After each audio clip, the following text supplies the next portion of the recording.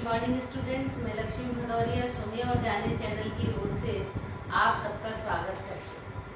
और प्राचीन भारत के इतिहास में आज मौर्योत्तर काल के बाद का जो विदेशी आक्रमण भारत पे हुए उनके बारे में आज चर्चा करेंगे। तो इसमें हिंदिया वंश, शक, पहलव और कुषाण वंश, 4 वंशों ने भारत पर आक्रमण किया मौर्य शासन के बाद, मौर्य साम्राज्य के बाद। लेकिन आज हम आपको 3 के बारे में समझाएंगे। हिंदिया वंश, शक, पहलव और कुषाण वंश के बारे में आपको अलग से समझाएंगे। तो आगे बढ़ते हैं और आपको बताते हैं कि इससे पूर्व में जो वीडियो डाला था उसमें जो है सुमुवंश, कण्वंश, सातवाहन वंश और चेदी वंश के बारे में समझाया था। तो मौर्य साम्राज्य के पतन के बाद छोटे छोटे से तमाम सारे राज्य उभर के सामने आए और जब एक विशाल सत्ता न होने के कारण विदेशी आक्रमणकारियों को भी मौका मिल जाता है अपने आक्रमण करने का, तो वही परिस्थिति हुई कि भारत की जो उत्तरी पश्चिमी सीमा थी वहाँ से विदेशी आक्रमणकारियों ने भारत पर आक्रमण करना शुरू किया। और इनमें सबसे पहला आक्रमण हिंद यवन ने किया। हिंद यवन, इंडो ग्रीक जिन्हें कहते हैं, इन लोगों ने भारत पर आक्रमण किया और इन्होंने इनमें जो इनका प्रमुख आक्रमणकारी व्यक्ति था वो डेमेट्रियस था।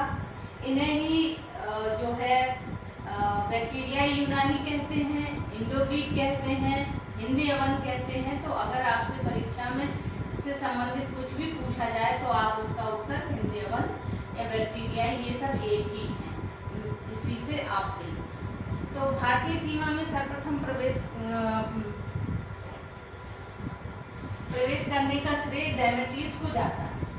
हिंद यवन के जो शासक था डेमेट्रियस, इसने भारत में आक्रमण किया और ये जो भारत की उत्तर पश्चिमी सीमा है यहाँ से इन्होंने प्रवेश किया और ये सीमा प्रांत पंजाब को जीत के सियालकोट को अपनी राजधानी बनाई। इसको अपनी राजधानी बनाई सियालकोट, जिसका पुराना नाम साकल है, इसको अपनी राजधानी बनाई।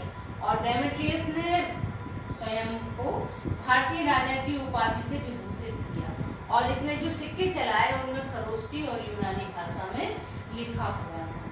तो जो भारत में सोने के सिक्के चलाने का श्रेय हिंद यवन या इंडो ग्रीक वालों को ही जाता है।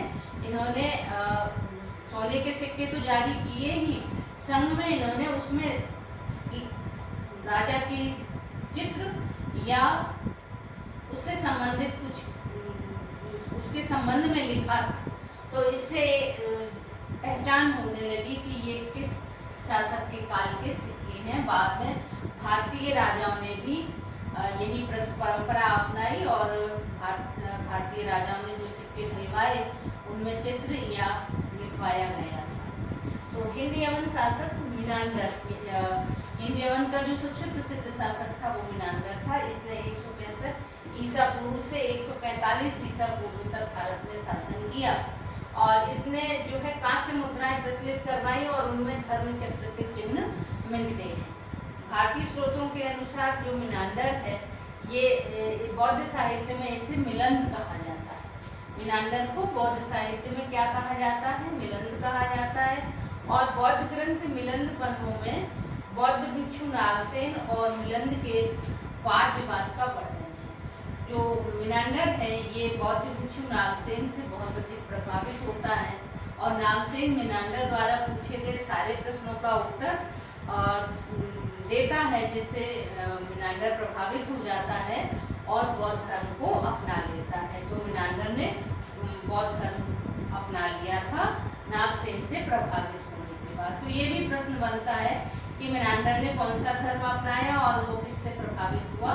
तो बौद्ध भिक्षु नागसेन से प्रभावित होने के बाद मिनांडर ने जो है बौद्ध धर्म अपनाया।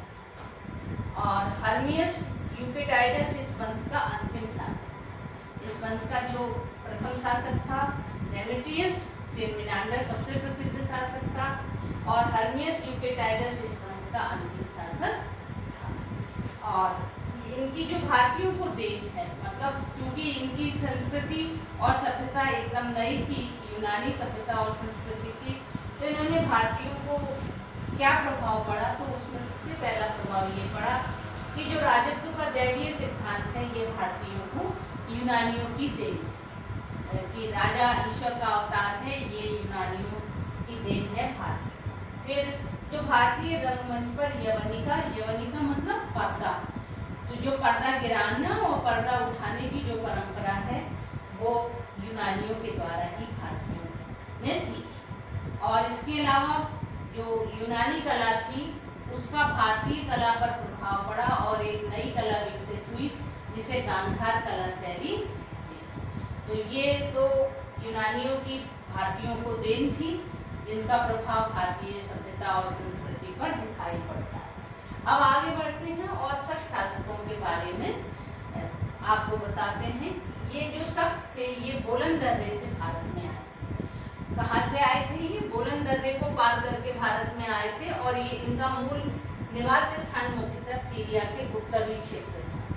इनका मूल निवास स्थान सीरिया का उत्तरी क्षेत्र था। भारतीय स्रोतों के अनुसार शकों को सीथियन भी कहा गया। भारतीय स्रोतों में शकों को और किस नाम से जाना गया है? सीथियन से। और ये सब भारत में चारागाह की खोज में आए थे ये, और यहाँ पे आके ये 5 शाखाओं में विभाजित हो गए थे। तो इनमें 5 शाखाएं थी अफगानिस्तान की, पंजाब, इनकी राजधानी तक्षशिला थी, मथुरा, पश्चिमी भारत और उत्तरी दक्कन, ये इनकी प्रमुख शाखाएं थी। और फिर ये प्रमुख शाखाएं, ये जो शक शासक थे ये भारत में खुद को क्षत्रप कहते थे। इन्होंने अपने को क्षत्रप कहलाना पसंद किया था और इनकी भारत में 2 शाखाएं फिर हो गई, एक उत्तरी क्षत्रप थी और एक दक्षिणी क्षत्रप थी। तो जो पश्चिमी क्षत्रप में क्षहरात वंश जो नासिक के पास था, यहाँ का प्रसिद्ध शासक नहपान, जो नासिक के पास इनकी शाखा थी उसका प्रसिद्ध शासक कौन था? नहपान। और कागदक वंश जो उज्जैन के पास का था, यहाँ का प्रसिद्ध शासक रुद्रदामन था। पूरे में देखा जाए तो सब शासकों का सबसे प्रसिद्ध शासक रुद्रदामन था।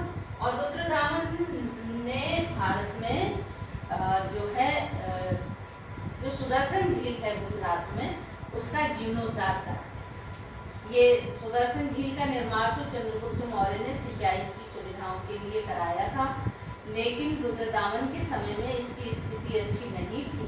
तो रुद्रदामन ने इसको फिर से पुनर्निर्माण करवाया और इसे पुनः सिंचाई लायक बनवाया था। और इस काल के जो नहपान था, इसने अपने सिक्कों में स्वयं को राजा उत्कीर्ण कराया था, राजा की उपाधि इसने धारण की थी।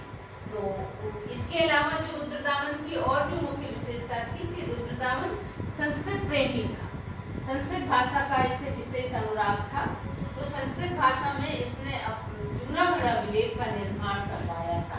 आपको याद होगा कि जो अभिलेख हैं ये सम्राट अशोक के समय में शुरू हुए थे। तो इन अभिलेखों में जो है उस समय की भाषा खरोष्टी और प्राकृत भाषा पाली लिपि का उपयोग किया गया था, लेकिन रुद्रदामन ने अपने अभिलेख में संस्कृत भाषा को लिखवाया था, संस्कृत भाषा में अपने अभिलेख को उत्कीर्ण कराया था।